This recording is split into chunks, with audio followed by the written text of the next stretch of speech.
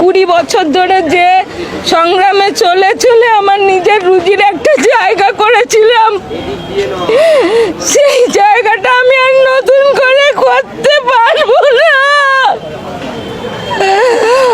আমাকে কি করবে দেখুক এবারে আমাদের নতুন সরকার, সনাতনী সরকার না গরিবদের সরকার।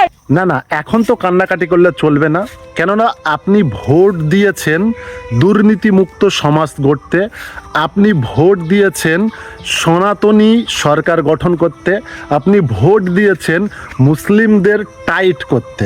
মুসলিমদের কিভাবে টাইট? মুসলিমরা মসজিদে লাউড স্পিকারে আজান দিতে পারবে না, না দিচ্ছে না, পশ্চিমবঙ্গের মুসলিমরা লাউড স্পিকারে আজান দিচ্ছে না।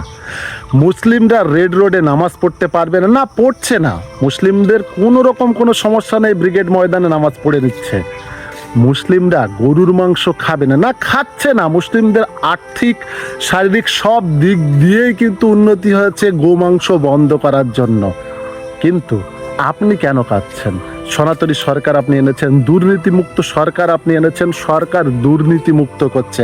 আপনি যে জায়গাটা জবরদখল করে বসে আছেন ওটা সরকারের জায়গা, সরকারি সম্পত্তিতে কখনো জবরদখল করে বসা যায় না।